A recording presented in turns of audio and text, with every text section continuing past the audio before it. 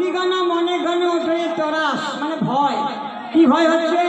যে অনেক বেলা হয়ে গেল, রাধা গোবিন্দ যুগল আছে, রাধারানীর ঘর ভালো নয়, এখন জাগাতে না পারলে কুটিলে এলে সাংঘাতিক ব্যাপার হয়ে যাবে। এদিকে নিশি প্রভাত হলে পাখিরা সব গুঞ্জন শুরু করে দেয়, পাখিদের পূজন শুরু হয়ে যায়। তাই যেই না নিশি প্রভাত হয়ে গেছে, অমনি আম্বে কোকিল ডাকে কদম্বে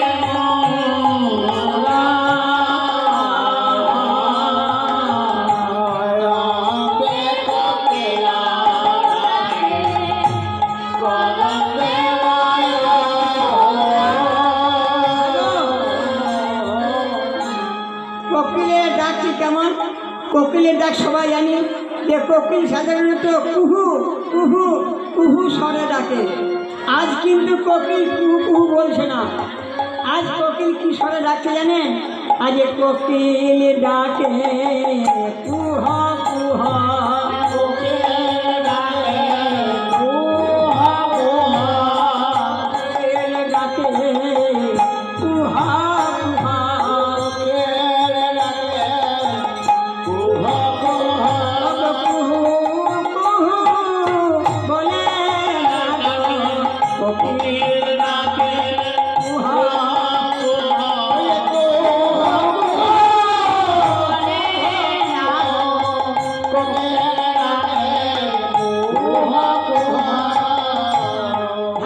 কুহ, কুহু বলে না, কুহ, কু শব্দের অর্থ হচ্ছে অন্ধকার। কুহ মানে অন্ধকার, তুই আবার হ, কেন চলে গেলি বাবা? তাই কোকিলের এই কুয়া কুয়া রব শুনে ময়ূর ডাকছে। ময়ূরের ডাকটি কেমন সবাই জানি আমরা, কেউ কেউ কেউ, আজ ময়ূর ডাকে কেউ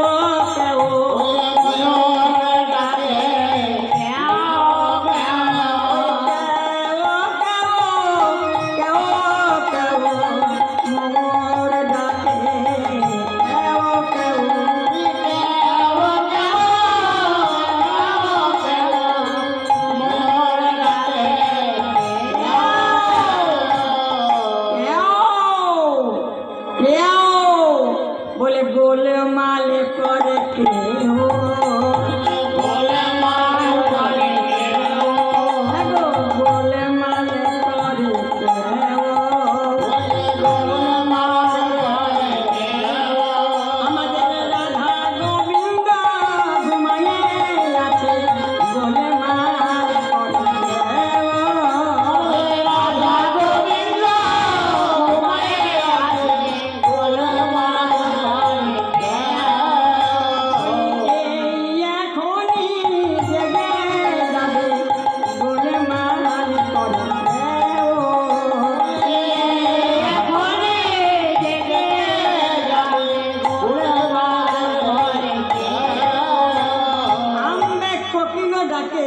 কদম্বে মৌর অদ্রারিম্বে বসিয়া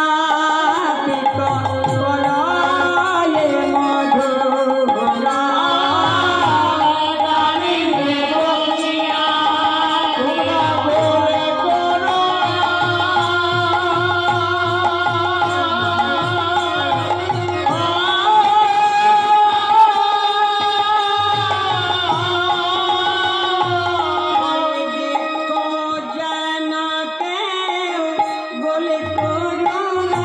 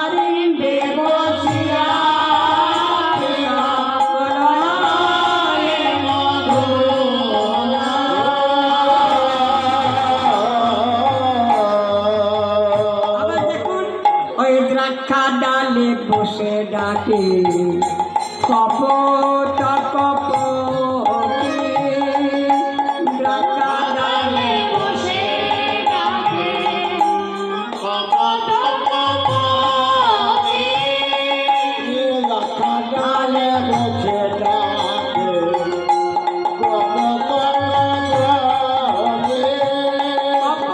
কপতি মানে বাবা এক জাতের পায়রা। তা পায়রা ডাক আমরা সবাই শুনেছি। পায়রা কিভাবে ডাকে না বকবকম বকবকম বকবকম বকবকম বকবকম বকবকম বকরকটম বকরকটম। তো বলছে সে কপট কপতি ডাকছে দেখুন বকবকম বকবকম বকবকম বকবকম বকবকম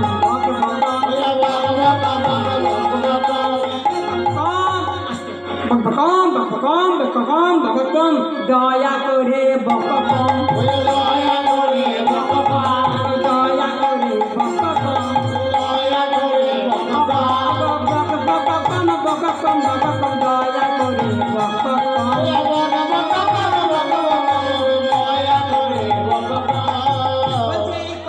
কপতি বাবা।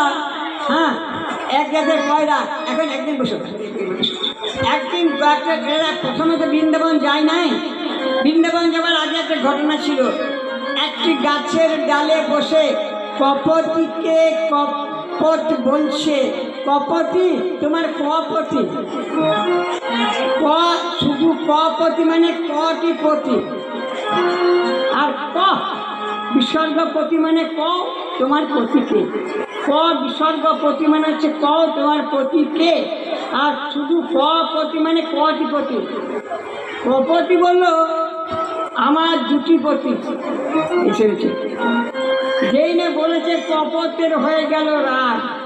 হ্যাঁ তোমার দুটি পতি তুমি তাহলে উপপতি ভজনা করো। হচ্ছে না উপপতি নয় পরপতি। যার যেমন ভাব তার সেরকম লাভ। কপভেদে পরপতি মানে অপরপতি। আর এখানে কপতি বলতে চাইছে পর শব্দের অর্থ পরম। সেই পরম পতিটা সেই পরপতিকে ভজনা করি। এইরকম কথাবার্তা হচ্ছে হচ্ছে হচ্ছে হচ্ছে হচ্ছে এমন সময় একটা বেদ সে গাছের নিচে দাঁড়িয়ে সেই কপতিকে মারার জন্য লক্ষ্য স্থির করছিল। কপতি বলল কপতকে হ্যাঁ আমার পতি দেবতা একবার নিচের দিকে তাকিয়ে দেখো না। যেই তাকিয়েছে সে কি দেখলো না একটা ব্যাগ তাদেরকে মারার জন্য লক্ষ্য স্থির করছে।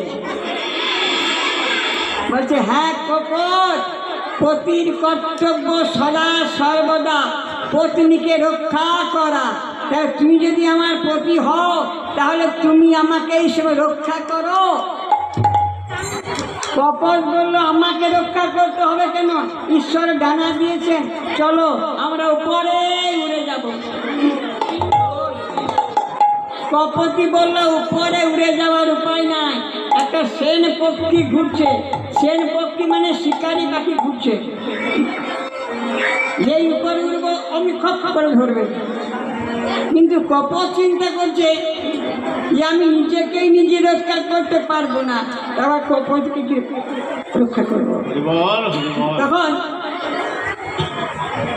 কপট বললে হ্যাঁ কপতি তুমি যে এখনই বললে যে তোমার আর একটা পতি আছে, তা পতির কর্তব্য যদি পত্নীকে রক্ষা করা হয় তাহলে তাকে বলো দেখি। তখন কপতি বলল সে আমার পতি নয়, সে তোমার পতি নয়, সে জগতের পতি পরম। আমি একা ডাকলে হবে না, এসব দুজনেই ডাকি। তখন দুজন ডাকছে হে গোবিন্দ তুমি গোবিন্দ তুমি যা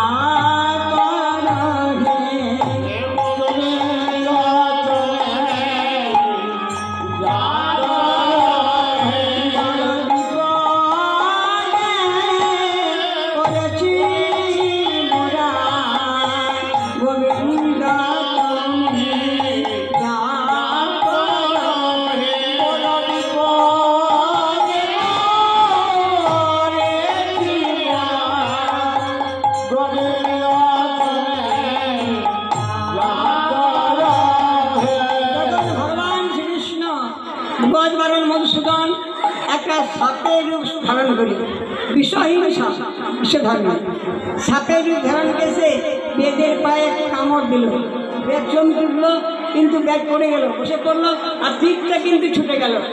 তীরটা ছুটে গেল কোথায় বাবা? সেই লোকটা ভ্রষ্ট হয়ে হাতটা কেটে গেল, লোকটা ভ্রষ্ট হয়ে দিয়ে দিল সেই সেনপক্ষীকে, অপরের অনিষ্ট করার চিন্তা করছিল, তা সেনপক্ষীকে বিদ্ধ হয়ে মাটিতে পড়ে গেল। তাই কেউ কখনো কারো অজান্তে অপরের অনিষ্ট করার কথা চিন্তা কেউ কোনোদিন করবেন না। হা হা, তা বলছে ঠিক আছে, এই সেনপক্ষীটা মাটিতে লুটিয়ে পড়লো, আর কপতি বেঁচে গেল। তখন কপতিকে বললো, কপতি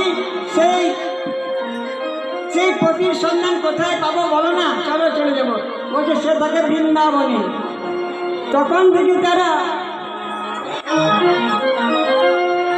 বৃন্দাবনে বাস করতে লাগলো। হ্যাঁ গো, কে বলে এরা পশু পাখি, কে বলে এরা পশু পাখি, কে বলে এরা পশু পাখি, কে বলে এরা পশু পাখি, এরাই সূর্যবাসী, কে বলে এরা পশু পাখি, এরাই সূর্যবাসী, কে বলে এরা পশু পাখি। আমরা মানব হয়েও চিনতে পারলাম না, তারা চিনেছে বাবা। খুব আসতে আমরা চিনতে পারলাম না, বল চিনতে পারলাম। আমাদের সবসময় সবজি না কিসে একতলা হলে সে দুতলা হয়, দুতলা হলে তিনতলা হয়। ও একটা মোটরসাইকেল কিনেছে, আমি একটা 4 চাকা কিনবো। আচ্ছা, খুব আস্তে আস্তে, খুব দামি কথা, খুব জ্ঞানের কথা আমি কিন্তু আপনাদের বলছি, একটা মন দিয়ে শুনবেন, সত্যকে মিথ্যা আমাকে বলবেন, হ্যাঁ সত্য না মিথ্যা।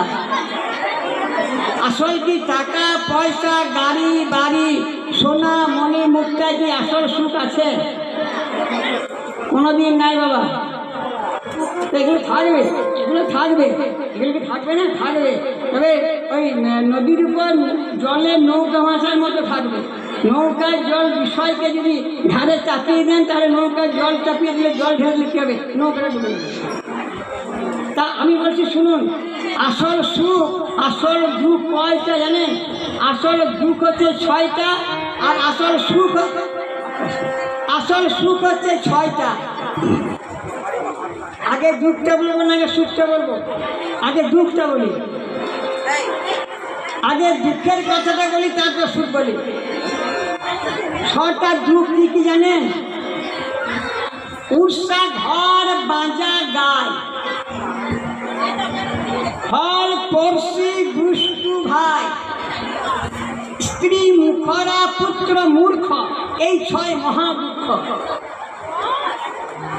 বলছে উর্ষা ঘর বাঁধা গায়, মানে ঘর করলে, এখন খড়ের ঘর কম আছে, আমার আগে যখন ছিল না খড়ের ঘর, তখন জল আর মারতে পারতাম না। যখন আবার মানে নাতিরা যেত, আমার নাতি মানে ফাইনাল নাতি নয়, সেমি ফাইনাল নাতি, তার মানে মেয়ের ছেলে, বিয়ে দাদু মেয়ে করেছে, তো থালা দেখেছি তো, থালা ঘটি বাটি দেখি, থালা ঘটি বাটি, মানে থালা ঘটি বাটি নিয়ে জানতো কোন কোন জায়গায় জল পড়ে, সেই জায়গায় থালা ঘটি বাটি পারত, টুং টাং শব্দ হতো, এবার খুব মজা লাগতো। আর যা আছে দাদুর হচ্ছে, তার দাদুর হোক, খুব মজা লাগতো রে। তো এটা হচ্ছে উৎসাহ ঘর। সে বলি না, একটা গান বেরিয়েছে নাকি, যে খাটটা সরা হয়ে বেহায়, টিপি টিপি জল পড়েছে, তো ঠিক সেরকম ওটা হচ্ছে উৎসাহ ঘর, দুঃখের কথা বলছি। আর বাঁধা গায়ে, আপনারা গায়ে পুষেছেন, 1 বছর 2 বছর হয়ে চললো, কিন্তু বাচ্চা দিচ্ছে না, আওয়াজ হচ্ছে না, হ্যাঁ গভীর হচ্ছে না, তো বলুন দেখি এর মধ্যে দুঃখ আছে? উৎসাহ ঘর বাঁধা গায়ে, আর ফল পড়শি দুষ্টু ভাই। ফল পড়শি মানে পাড়া প্রতিবেশী যদি ফল বিদ্যা হয়, তাহলে আপনার ঘরের দরজায় তো নোংরা ফেলে দেবে, পায়ে পা লাগিয়ে ঝগড়া করতে আসবে, এই খুব দুঃখ বাবা। টাকা পয়সা না থাকলে এত দুঃখ নাই, মারবার শাকভাগ কোনো মতো জুটিয়ে খেতে পারবে ভগবান। আর স্ত্রী মুখরা পুত্র মূর্খ, যখনই ঘর ঢুকবেন, স্ত্রী যদি মুখরা হয়, তো জল চাইলে 5 বার জল চাইলে, কি বলছিলি জল দাও, তো ক্লান্ত হয়ে গেছে, ও নিজে নিয়ে খাও, যাও, আমি সারাদিন কাজ খাবেন আমি জল দিতে পারবো না। এ স্ত্রী মুখরা, আর পুত্র মূর্খ, পুত্র যদি মূর্খ হয়, এই 6 মহা দুঃখ, এর উপরে টাকা পয়সা, গাড়ি বাড়ি, সোনা মণি, মুক্তা, দেখা এগুলো থাকলে কোনোদিন সুখ পাবে না, এগুলো দুঃখ। এবার সুখের কথাটা বলি, বলছে ধোয়া কাপড় দক্ষিণ বাত, ঠান্ডা গিন্নি গরম ভাত, জ্ঞানী পুত্র নাতির মুখ, এই 6 মহাসুখ।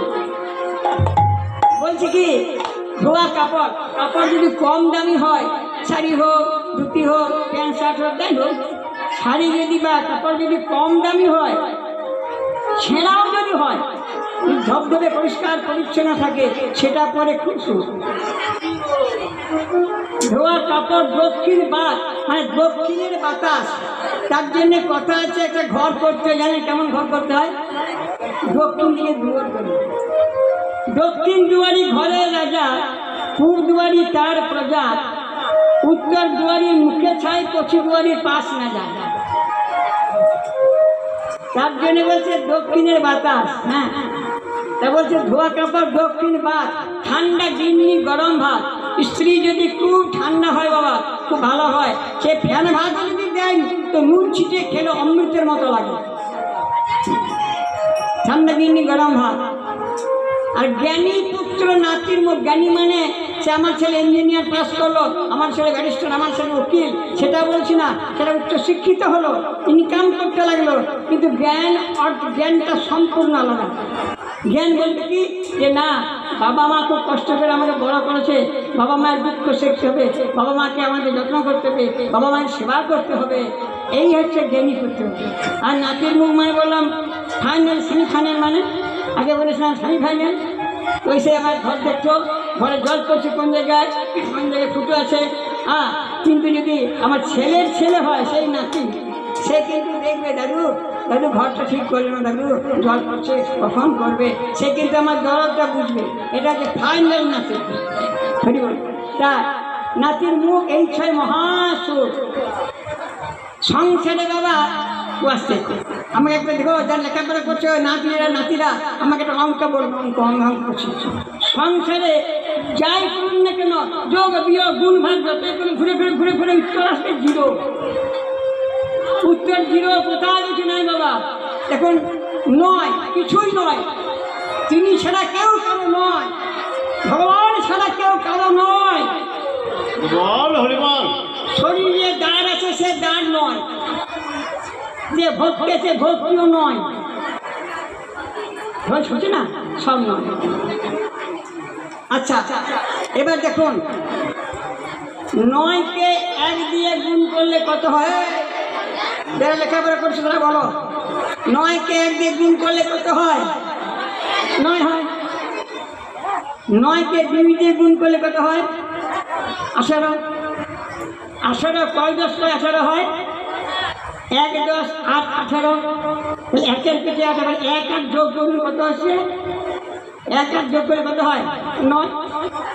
এস কাটতে গেল, 9 দুগুণে হলো, আর 3 9 কত? 27। কয়ের পিছনে কয়? 27। বলো, 2 7 যোগ করলে কত হয়?